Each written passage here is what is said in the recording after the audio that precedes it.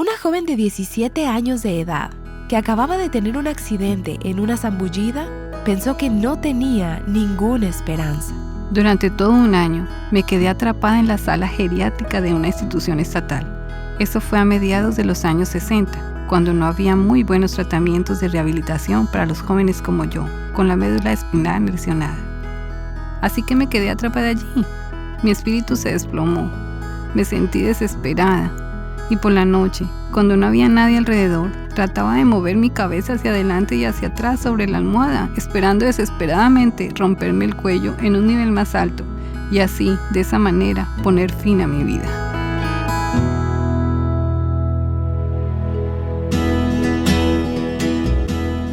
Estás escuchando a Aviva Nuestros Corazones con Nancy DeMoss Wolgemuth, autora del libro El cielo gobierna, en la voz de Patricia de Saladín. Hoy, 7 de abril de 2026.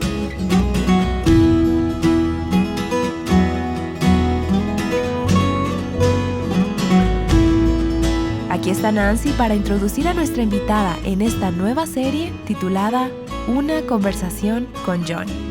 He esperado mucho este día para estar con mi amiga Joni Eareckson Tada.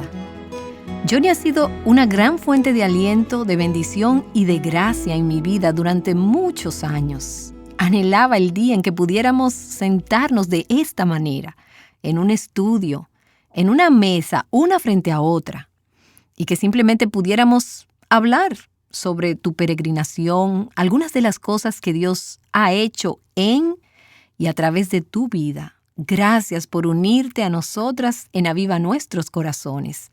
Este es un gran privilegio para mí y para nuestras oyentes. Bueno, Nancy, que me llames tu amiga significa mucho. Tú tienes que saber que a medida que viajo por el país y hablo con las mujeres, incluso a mis amigas cerca de la casa, encuentro personas que son bendecidas y alentadas por tu ministerio y tu amor por la palabra de Dios. Esa es la mejor parte. Creo que hay un montón de gente que te considera su amiga. Probablemente millones de personas que nunca has conocido o con la que no te reunirás de este lado del cielo. Has derramado tu vida por la causa de Cristo, por su pueblo y por su reino durante tantos años. Y yo sé que sabes que eres amada, que se ha orado por ti. Y he estado anticipando esta oportunidad de compartir juntas la gracia de Dios, la obra de Dios y los caminos de Dios en nuestras vidas. Creo que esto será un gran estímulo para muchas de nuestras oyentes. Confío en ello. Ya sabes, Nancy, he estado viviendo en esta silla de ruedas como una cuadraplégica, con lesión medular desde hace 40 años. Eso es mucho tiempo para estar sentada y no hacer uso de tus piernas o manos.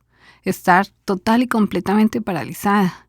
Es mucho tiempo y, sin embargo, estoy continuamente asombrada de que Dios use las pequeñas lecciones de la vida, lo que yo podría aprender de su palabra en esta silla de ruedas para impactar a otras mujeres. Mujeres que no son discapacitadas como yo, pero que, sin embargo, se sienten tal vez paralizadas por sus circunstancias de vida, desfavorecidas por un mal matrimonio, paralizadas por un trabajo sin futuro, una carrera que no va a ninguna parte. Ellas simpatizan conmigo y se identifican, creo yo, conmigo y con mi silla de ruedas. Así que soy bendecida, me siento honrada de ser capaz de transmitir aliento. Tú sabes, yo había pensado que a estas alturas ya todo el mundo sabía cómo terminaste en esta silla de ruedas. Pero, curiosamente, estaba hablando con una amiga muy querida no hace mucho tiempo y le dije que íbamos a estar conversando. Por supuesto, ella sabe de ti y te ha oído hablar, pero nunca ha oído el relato de cómo acabaste en esta silla de ruedas. Pienso que tenemos algunas oyentes más jóvenes que tal vez no han escuchado esta historia. ¿Puedes llevarnos unos 40 años atrás y contarnos los hechos de ese día? Tenías 17 años y tu vida en un momento cambió drásticamente. Eso puedes asegurarlo. Ya sabes, esa amiga de la que estabas hablando, con quien estabas hablando, que no me conocía, probablemente me llamó Joanny. Así es, he oído eso en varias ocasiones, pero es Johnny. Así es, mi padre quería un niño. Yo era la última de 4 chicas y me etiquetó con su nombre. He llevado esa etiqueta, Johnny, durante todos estos años y disfruto de haber sido nombrada como mi papá. Y de hecho, he seguido los pasos de mi papá. Yo crecí bastante atlética, activa, sana. Me encantaba el campo, ir de excursión con mi mamá y mi papá, jugar el tenis, nadar, el softball, pasear a caballo, lo que fuera. Y entonces, todo terminó un caluroso día de verano, en julio de 1967, cuando mi hermana y yo fuimos a nadar a la bahía de Chesapeake. Había una plataforma anclada a 50 metros de la costa. Yo, como la atleta que era, sencillamente nadé directo hacia ella. Me subí sobre ella y, sin comprobar la profundidad del agua, respiré hondo y me tiré de cabeza. Y entonces, inmediatamente sentí un corrientazo. Sentí como un choque eléctrico extraño que recorrió mi cuerpo, cuando mi cabeza golpeó contra el fondo de la arena y quedé boca abajo. Solo tenía la esperanza de que mi hermana Katy se diera cuenta de que no había salido de la superficie luego de mi zambullida, porque estaba paralizada, no me podía mover, no podía subir y estaba perdiendo rápidamente la respiración. Justo en ese momento, cuando mi hermana estaba a punto de meterse en la parte menos profunda de la bahía y caminar hacia la playa, un cangrejo le mordió el dedo del pie. Me encanta contar esta historia porque eso fue lo que le hizo girar alrededor del agua y gritarme para que tuviera cuidado con los cangrejos. Y por supuesto, cuando vio que no estaba en la plataforma y no me vio en el agua, se dio cuenta de mi cabello rubio flotando en la superficie. Todavía estaba boca abajo. Eso la alarmó. Llegó nadando rápidamente y me rescató, justo cuando empezaba a ahogarme. Nancy, ¿cuáles son las probabilidades, hablando de la soberanía de Dios, de que un pequeño cangrejo muerda los pies de alguien justo en el momento adecuado para que esa persona se dé vuelta y salve a alguien más? Tiene que ser de 1 trillón a 1. Pero cada vez que como sándwiches de ensalada de cangrejo hasta el día de hoy, doy gracias a Dios por esas pequeñas criaturas. Ellos son solo una diminuta evidencia de la increíble protección de Dios en nuestra vida. Él usó esa pequeña criatura para salvarme. Por supuesto, entonces, la noticia que me conmocionó y me aturdió y me desesperó más gravemente mientras me llevaban apresuradamente al hospital era que tenía la médula lesionada. Y de ahí en adelante estaría paralizada para el resto de mis días, y mi vida no sería la misma. Eso fue bastante trágico. Y en esos primeros días, sé que pasaste por un largo periodo de rehabilitación, tratamiento y hospitalización, pero también por un largo periodo de oscuridad en tu corazón, teniendo que luchar con las implicaciones de todo esto. ¿Cómo se relaciona todo esto con Dios? Oh, sí. Durante todo un año me quedé atrapada en la sala geriátrica de una institución estatal. Eso fue a mediados de los años 60, cuando no había muy buenos tratamientos de rehabilitación para los jóvenes como yo, con la médula espinal lesionada. Así que me quedé atrapada allí. Mi espíritu se desplomó. Me sentí desesperada. Por la noche, cuando no había nadie alrededor, trataba de mover mi cabeza hacia adelante y hacia atrás sobre la almohada, esperando desesperadamente poder romperme el cuello en un nivel más alto y así de esa manera ponerle fin a mi vida. Y lo hubiera hecho. Se me hace un nudo en la garganta de pensar eso ahora. Yo les decía a mis amigas de la secundaria, por favor, vengan y tráiganme las pastillas para dormir de sus madres. Por favor, cualquier cosa, tráiganme las navajas de afeitar de sus papás. Cualquier cosa. Solo ayúdenme, no puedo soportar esto. Debido a la perspectiva de jamás poder usar mis manos, mis pies o mi cuerpo, mi vida se hizo añicos. Mis esperanzas fueron aplastadas y me sentía como si me estuviera cayendo por un precipicio, que estaba enloqueciendo, que estaba derrotada, aniquilada, desesperada. Todo estaba negro. Incluso después de salir del hospital, en muchas ocasiones le decía a mi madre que apagara la luz, encendiera el aire acondicionado y solamente cerrara la puerta, y me sentaba allí a fantasear en la oscuridad acerca de cómo la vida había sido hasta entonces. Pero por suerte, hubo algunos amigos cristianos que no me di cuenta en ese momento, estaban orando por mí. La gente suele preguntar, ¿qué cambió tu perspectiva, Johnny? ¿A qué se te aferró tu corazón? ¿Qué fue lo que te hizo pensar correctamente? Y tengo que pensar que fueron esas oraciones ofrecidas a mi favor por algunas buenas amigas de la escuela secundaria y mi iglesia, quienes me presentaban continuamente delante del Señor. Permíteme retroceder por un minuto. ¿Dónde estabas en tu camino de fe? ¿Cómo describirías el lugar donde te encontrabas en tu vida de fe antes del accidente? Yo era cristiana. Yo había abierto mi corazón a Jesucristo en mi segundo año de la escuela secundaria, durante un retiro de jóvenes de la iglesia, en un fin de semana. Pero Nancy, creo que metí a Jesús en el bolsillo trasero de mis jeans. Le oraba a Jesús como si me acercara a una especie de una máquina expendedora espiritual. Ponía 10 o 25 centavos. Oraba las oraciones correctas, vivía de tipo de vida correcta, tiraba de las palancas correctas y pensaba que eso me llevaría a experimentar la vida cristiana abundante. Perdería peso, me conseguiría un novio que me tratara con respeto, obtendría buenas calificaciones, iría a la universidad, tendría una buena carrera, tendría un sueldo fantástico y me casaría. Mi vida estaría sobre rieles, en control automático. Así que, sí, yo era cristiana, pero creo que debía haber sido una pequeña bebé todavía. Él no era el Señor de mi vida como debería haber sido. Así que después del accidente te encuentras sin ninguno de tus apoyos o como si te hubieran quitado el piso de debajo de ti. Te das cuenta de que tu relación con el Señor no es tan madura. Y Dios inicia en ti un proceso de muchos años para llevarte a conocerlo de una manera completamente diferente. Así es en realidad, Nancy. Fue el resultado de una sola oración que había orado justo antes de ese accidente. Yo no estaba viviendo el tipo de vida que agradaba a Dios. Estaba viviendo una vida que era francamente inmoral. Escondía lo que yo hacía un viernes por la noche con mi novio, pero luego confesaba la mañana del domingo en la iglesia. Este ciclo comenzó a endurecer mi alma. Me endurecí por el engaño del pecado, como se nos dice en Hebreos. Recuerdo que un par de meses antes del accidente, regresé de una cita en la noche del viernes. Me arrojé en la cama, diciendo, «Oh Dios, por favor, haz algo en mi vida. Soy una hipócrita. Odio ser una hipócrita». Solo le pedí que ordenara mi vida y luego alrededor de un mes o 2 más tarde tuve ese accidente al tirarme de cabeza. ¿Crees que Dios estaba respondiendo esa oración? No espero que muchos oyentes entiendan esto, pero sí, lo creo. Sí, así es. Se nos dice en Hebreos que Dios nos disciplina como un padre sabio disciplina a su hijo descarriado. No creo que Dios me estaba recompensando según mi iniquidad. Hemos dicho que Él no hace eso, pero a veces, en la disciplina, Dios nos reprende, nos corrige y nos dirige fuera del camino. Él nos va a sacar de ese camino y nos hace volver al camino, el camino correcto, que a la larga no solo glorifica, sino que también es para bienestar de nuestra propia alma. Sé que si hubiera seguido por ese camino en el que estaba caminando en la secundaria, me habría colgado. Hubiera renegado de mi fe, le hubiera dado la espalda a Dios y me habría ido por otro camino. Solo sé que me habría descarriado en la universidad.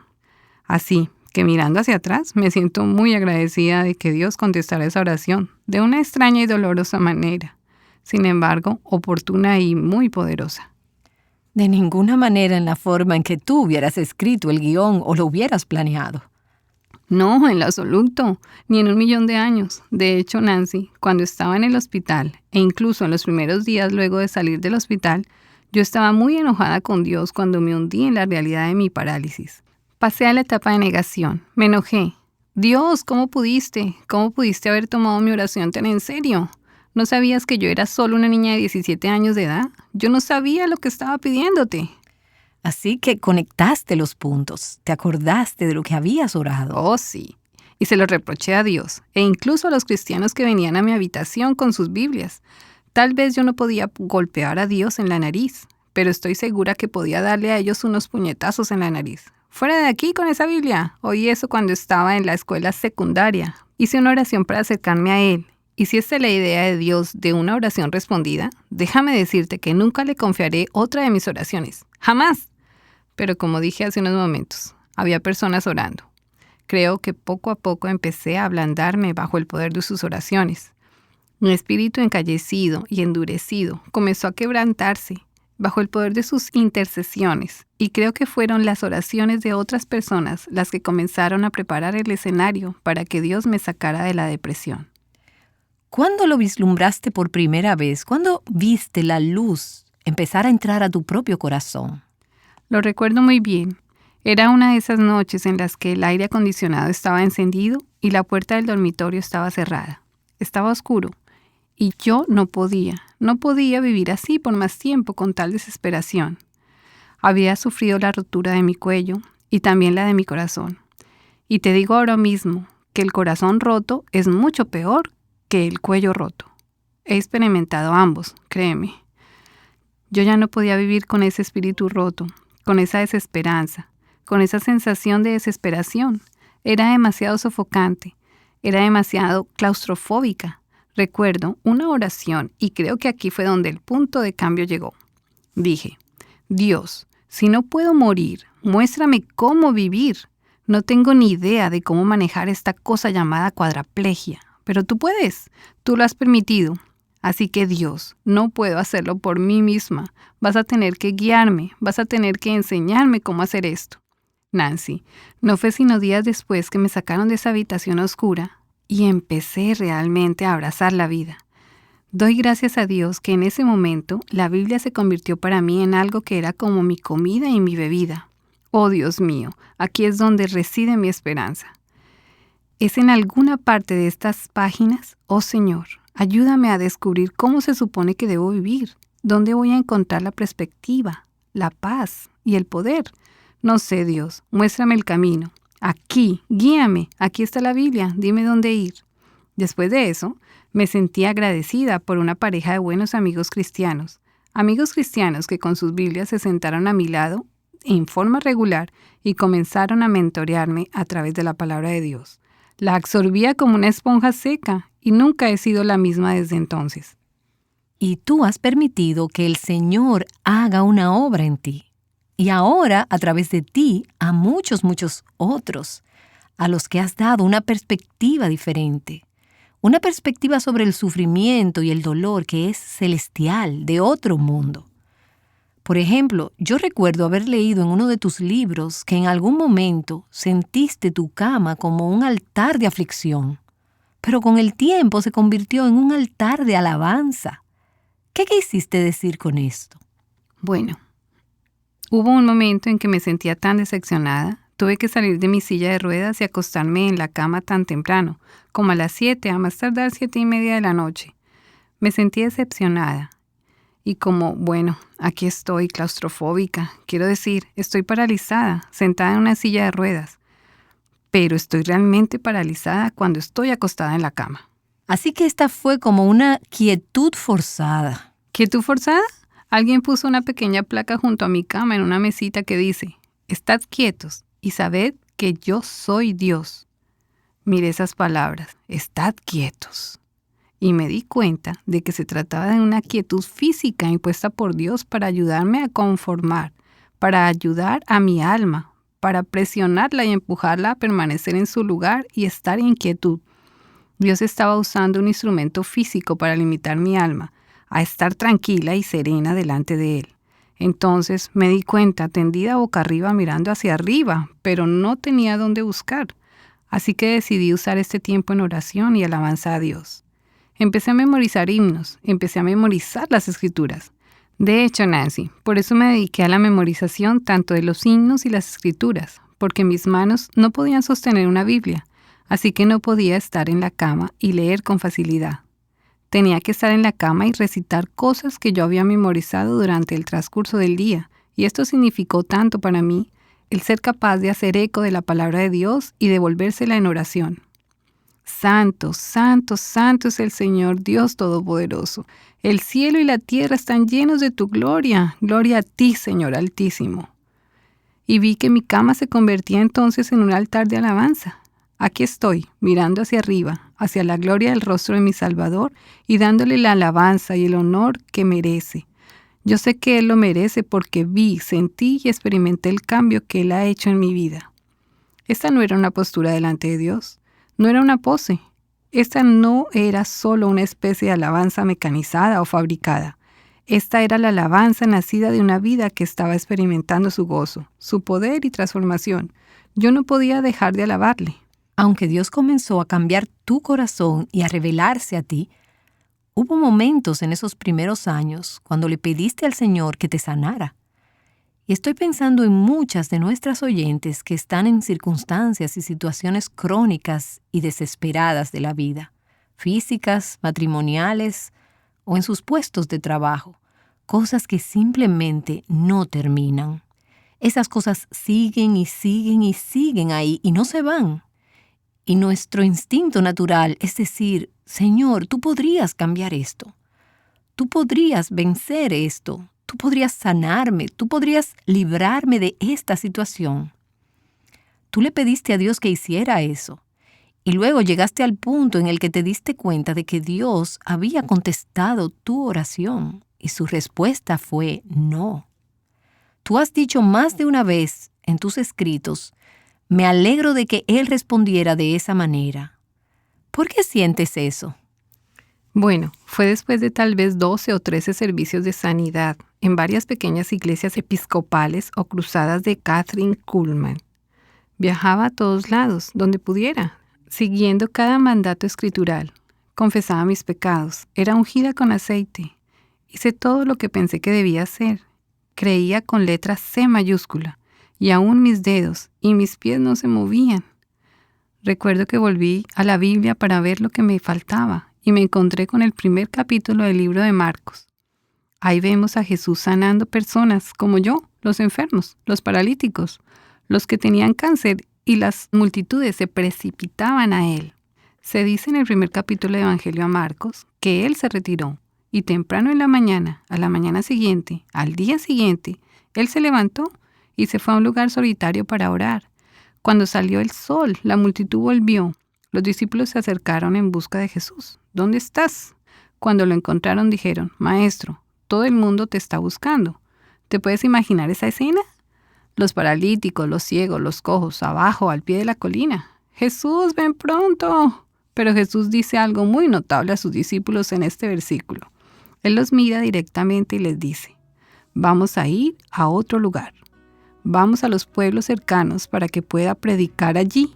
Y luego añade, por eso he venido. Cuando leí eso, Nancy, me di cuenta de que él sin duda, él se preocupa por el que está postrado por el cáncer, por el paralítico, por los ciegos, el cojo allá abajo al pie de la colina. Pero sus problemas, sus situaciones físicas, no eran sus objetivos. El Evangelio era su enfoque. El mensaje que él quería transmitir era que el pecado mata, que el infierno es real, pero que Dios es misericordioso, su reino puede cambiarte, y yo soy tu pasaporte. Y cada vez que la gente dejaba de percibir esto y comenzaba a pedir que sus problemas fueran arreglados, el Salvador se retiraba. Creo que a veces en nuestra propia cultura de comodidad despreciamos el sufrimiento. Nos encantaría borrarlo del diccionario. Queremos darle ibuprofeno, queremos anestesiarlo. Queremos curarlo, queremos divorciarnos de él, queremos institucionalizarlo, queremos mejorarlo quirúrgicamente, queremos hacerle todo, escapar de él, evitarlo, menos vivir con él. Y sin embargo, el sufrimiento es la herramienta escogida por Dios para perfeccionar nuestro carácter, para pulir las asperezas y arrancar esta raíz de egoísmo que a menudo se interpone en el camino de nuestra intimidad con el Salvador. Y lo hace a través de las mismas circunstancias de la vida que nos parecen tan detestables. ¡Wow! Joni Eareckson Tada sabe cómo desafiar los puntos de vista convencionales en cuanto al tema del sufrimiento. Espero que obtengas más sabiduría de Joni mientras ella habla con Nancy DeMoss Wolgemuth durante esta semana. ¿Has sentido una fe apasionada últimamente? Bueno, Joni ha escrito un libro que queremos recomendarte. Se titula 31 días sobreponiéndonos a la adversidad. Búscalo en tu librería cristiana favorita o encuentra el enlace en el transcrito de este episodio. Y si nos visitas en nuestra página web, avivanuestroscorazones.com, te comento que allí encontrarás muchas herramientas que te ayudarán a crecer en tu caminar con el Señor. Puedes acceder a todos los programas que hemos emitido hasta la fecha, encontrar publicaciones diarias, videos y podrás interactuar con otras creyentes como tú que han dicho sí, Señor. ¿Qué sale de tu boca cuando estás bajo presión? Joni dice que sufrir te ayudará a descubrir las áreas de tu vida en las que necesitas mejorar. Escucha más sobre esto el día de mañana aquí, en Aviva Nuestros Corazones. ¡Te esperamos!